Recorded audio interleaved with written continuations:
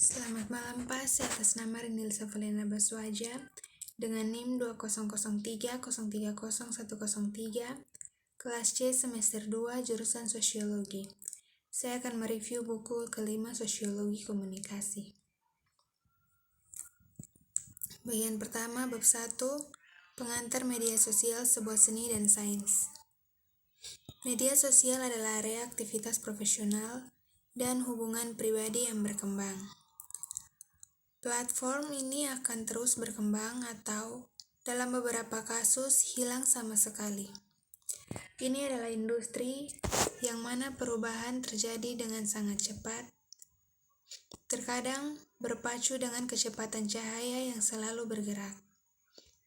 Pada profesional media sosial terkadang merasa bahwa mereka ketinggalan zaman dengan teknologi tersebut hanya mengikuti berita minggu lalu. Ada banyak area di mana media sosial yang dipandang sebagai seni dan sains, tetapi beberapa aspek fundamental menjadi jembatan antara dua area ini. Hubungan strategis dan orang-orang itulah yang membuat media sosial itu platform, komunitas, dan industri seperti sekarang ini. Faktor lain, hubungan kepribadian, kandungan, inovasi, analitis, dan tindakan. Bab 2, dasar-dasar etika dan hukum di media sosial. Lanskap hukum dan etika yang terus berubah dan berkembang untuk media sosial. Kami akan dihadapkan pada kasus baru, gugatan hukum, tantangan etika, dan situasi yang memiliki dasar dalam perilaku etis profesional, sambil juga menyadari apa yang dikaitkan undang-undang yang lebih penting dari sebelumnya untuk diperhatikan oleh profesional media sosial dan tidak menunggu dan meminta izin untuk tugas tertentu. Itu terlalu beresiko untuk lanskap media sosial saat ini. Mendidik tidak hanya diri sendiri, tetapi tim Anda tentang beberapa masalah yang meningkat dan situasi yang ditingkatkan dalam profesional dan pribadi adalah kunci sukses di industri saat ini. Selain itu, kita harus memahami etika dan hukum perilaku yang tidak hanya datang dari atas melainkan ke bawah, tetapi juga dari bawah ke atas. Praktik etika dan hukum dari perusahaan kepemimpinan diharapkan secara keseluruhan dan penempatan di masa depan dan industri jika tidak ada standar yang ditetapkan atau nilai yang tidak dapat dikaitkan dengan praktik etika dan hukum media sosial di organisasi, atlet, media, dan agensi milik Anda, pindahkan ke tempat yang memang memiliki nilai saat ini. Bab 3, branding pribadi dan profesional.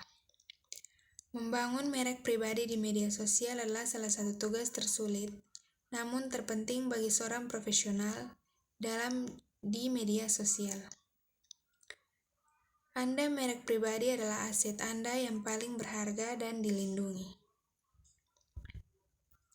Diinvestasikan dan dipertahankan untuk komunitas dan karir profesional dan seorang dalam pribadi mereka yang tidak berarti Anda harus memprofesionalkan 24/7 dan aktif sepanjang waktu dalam ketergantungan dan mencakup keseluruhan komitmen dan tujuan untuk komunikasi media sosial Anda saat ini. Ingatlah bahwa menciptakan merek pribadi yang sukses tidak terjadi di dalam semalam. Kamu harus mencurahkan waktu, investasi, dan kerja yang memetik hasil dari jangka panjang.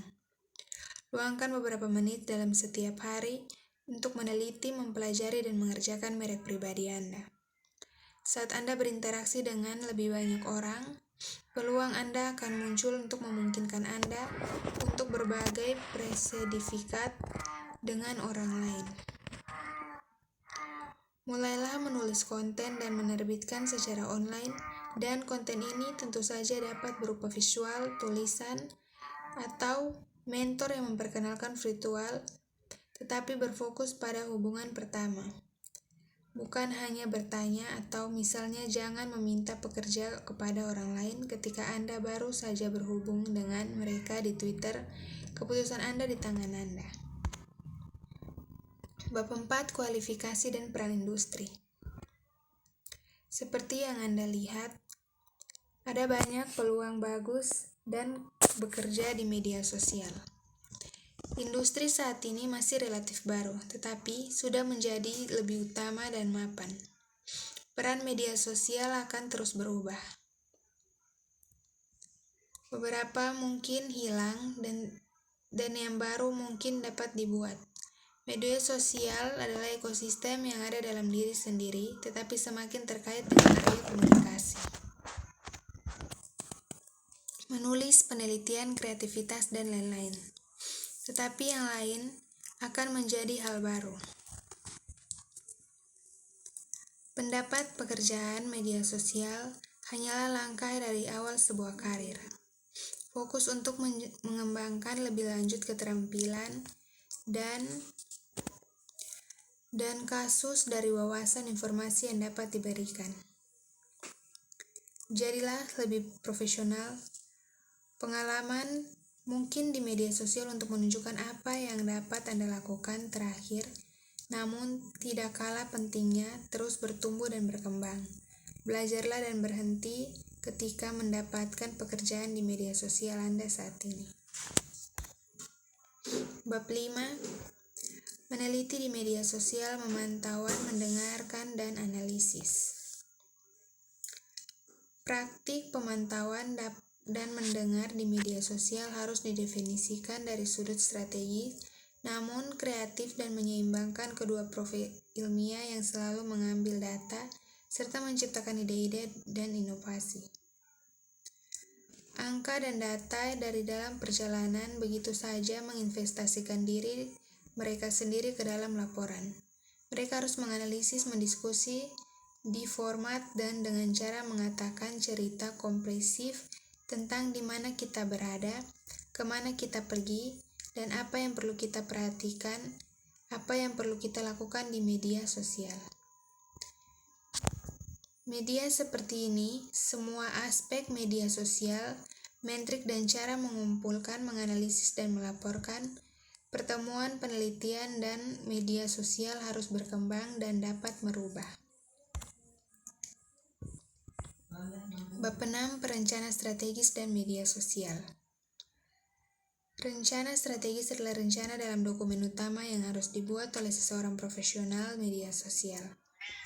Rencana strategis berfungsi sebagai panduan sistematik dan menentukan apa yang telah terjadi di masa lalu, apa yang perlu dilaksanakan sekarang, dan apa yang dibuat organisasi berhasil memenuhi tujuan dan tujuannya yang berencana strategis dan memicu gagasan yang lebih lanjut. Kemudian, baru dapat membangun rencana yang baik dan membutuhkan penelitian yang kreatif dan mengaitkan ilmu dan media sosial di bidang kajian dan sebagai unsur praktik. Bab 7, penulisan strategi untuk media sosial. Menulis yang sangat baik untuk media sosial adalah tugas yang mendasar bagi para profesional di media sosial. Menulis seperti kebanyakan aktivitas dan hobi membutuhkan waktu yang dedikasi. Memiliki alat dan sumber daya yang tepat untuk membuat konten terbaik sangat diperhatikan media sosial manager, namun menjadi penulis yang efektif akan harus berlatih menulis, memposting, dan atas nama merek, agensi, atau orang yang memerlukan kerangka kerja strategis dalam mengidentifikasi seluruh suara merek, nada, dan gaya penulisan untuk dipertahankan di sebuah platform. Seperti semua aspek media sosial, pedoman gaya tulisan dan harapan untuk konten yang harus dibuat, setiap platform berubah, tetapi keterampilan dasar dan praktik terbaik tetap sama. Bab 8, segmentasi dan analisis audiens. Seiring dengan perubahan yang terjadi di industri media sosial, profesi dan merek dalam media sosial harus terus memperhatikan perubahan perkembangan dalam audiens utama mereka. Setiap generasi dan kelompok bergerak bersama, anggota dan setiap kelompok yang memiliki persepsi dengan berbeda tentang kehidupan sosial. Dan bagaimana hal itu diintegrasi ke dalam kehidupan sehari-hari? Kami tidak dapat mengasumsi bahwa mereka beraudiens dan menggunakan bahasa dan melihat konten yang dibagikan di media sosial dengan cara yang sama, sehingga profesi dan media sosial harus rajin dan aktif. Selain itu, audiens yang baru saja muncul mungkin ikut bermain sebagai cara untuk menyampaikan pesan ke audiens lain, tetapi sementara audiens mungkin masih beroperasi. Dilansir dari Willett Wells, beberapa tantangan, peluang, dan tren pasti dibutuhkan untuk integrasi dalam rencana strategis media sosial untuk merek dan profesional. Sekian hasil presentasi dari saya, terima kasih.